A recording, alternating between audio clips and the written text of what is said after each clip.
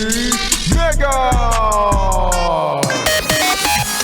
The song Maybe This Time is a nicer way of saying, baka naman! Diba? Like, kumbaga parang nung nagkakilala sila ulit, nag-meet sila ulit, baka naman! Sa panahong ito, or baka naman this time, maging okay na. Minsan nangyayari naman talaga yan di ba? Yung akala mo, wala na, tapos na, no? Tapos na yung love story ninyo. And then, minsan magugulat ka na lang biglang magkakakilala kayo ulit, magkikita kayo ulit. Tapos, parang mas maganda na yung mga pagkakataon, yung circumstances, tapos mas magiging okay yung relationship ninyo.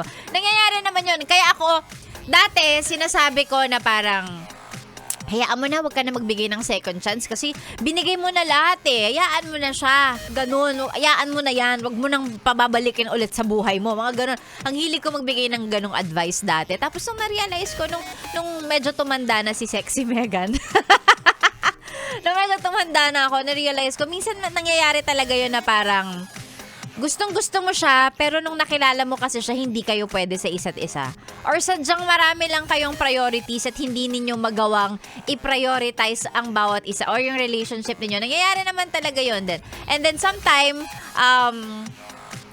maybe after 5 years, 10 years, magkita kayo ulit, tas mas okay yung di ba? Mas favorable para sa inyong dalawa yung mga pagkakataon. Then, kung mangyayari yun, di pwede mo naman siyang bigyan ulit ng second chance. Diba? May mga ganun naman, nangyayari naman yun.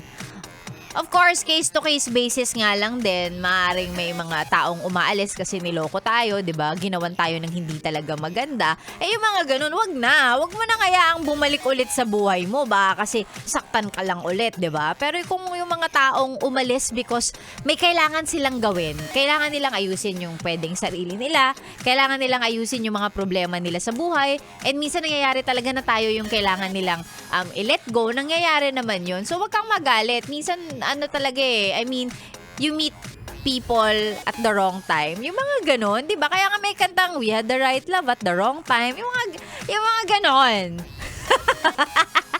Kaya ngayong 2026, no, kung may mga tao babalik, magpaparamdam, no, na para bang naka-move on na ako tapos eto ka na naman. Tingnan mo lang din, no? Yes, friend. Tingnan mo lang din. Minsan kasi yung mga tamang tao, nakikilala natin sila sa maling panahon. And kung yun yung talagang tao para sa'yo, maaaring babalik sila. Then tingnan mo, kapag pwede, pag mas okay, bigyan mo ng chance. Diba? Yun lang naman ang gusto kong sabihin. Diba? Wala namang masama. Parang yung kwento ni... Sino yun yung artistang kinasal ulit? Biglang may chismis. Kinasal siya nung una, si Carla Abellana. Tama ba ako? Basta yung artista, kinasal siya, di ba? Tapos hindi naging okay yung marriage. Naghiwalay sila. Tapos ngayon, kakakasal niya lang ulit. Nakita ko dumaan sa feed ko yun. Kinasal siya ulit. Tapos yung bago niyang asawa, dati na niyang kakilala.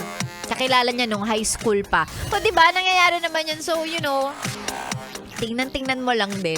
Baka yung mga dating wala na, hindi mo na nga nakakausap, magparamdam ulit, and malay mo sila pala talaga yung endgame mo.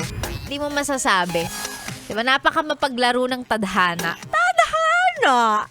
Ay nako. Ay, magandang umaga / magandang tanghali sa mga yes friend nating naka-tune in.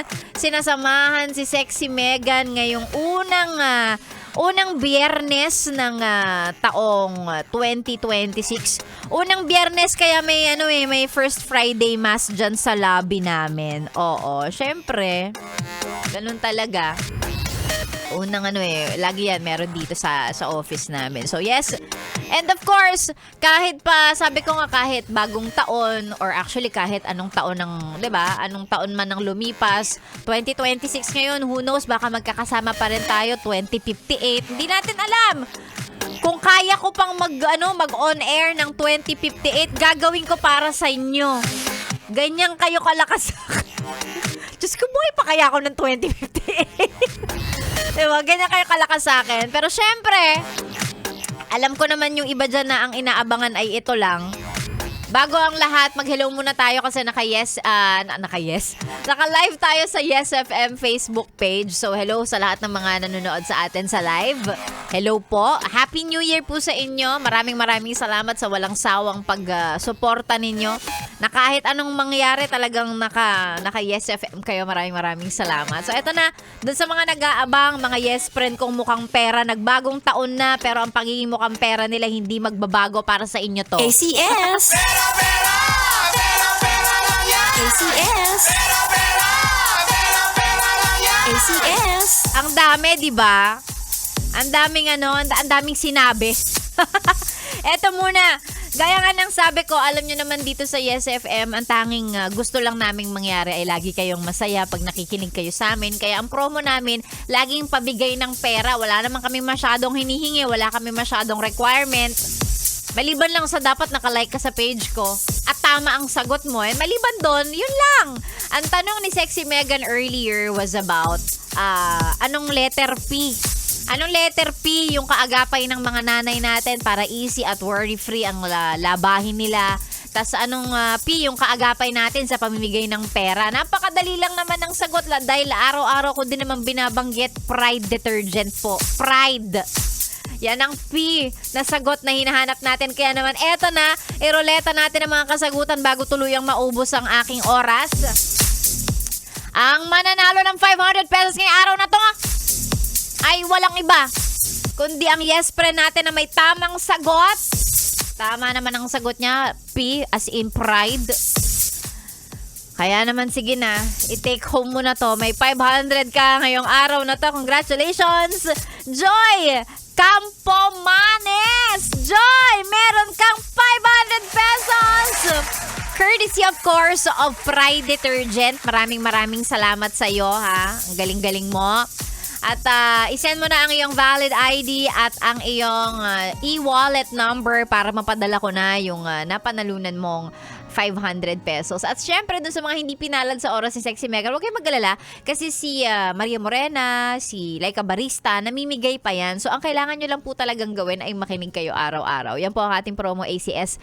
Pera-pera lang yan. Congratulations sa aking winner, Joy Campomanes. Congrats sa'yo. And syempre, si Sexy Megan, ngayong araw ng Biyernes ay uuwi na. Uuwi na? Hindi, charing lang. Dito pa ako, 8 hours. 8 hours tayo, hoy. Regular working day to day. So, pagkatapos nito, magla-lunch break ako, mag-lunch break ka na rin. Susunod na po si Maria Morena, kasama mo ngayong tanghali hanggang mamayang alas 3. At ako naman, magbabalik bukas, alas 6 po tayo kapag kasabado ng umaga. Alam nyo na yan, ang aga. Alas 6 hanggang alas 10 tayo bukas. Kaya naman, kita-kits mga yes friend ko, maraming salamat sa pagsama sa akin today. And again, happy New Year mga yes friend. Ikaw ay nakatune in dito lang sa stasyong masarap pakinggan. Mapa, anong taon pa yan? Anong okasyon? Anong araw? Ito po ang 101.1 Yes FM. Solid!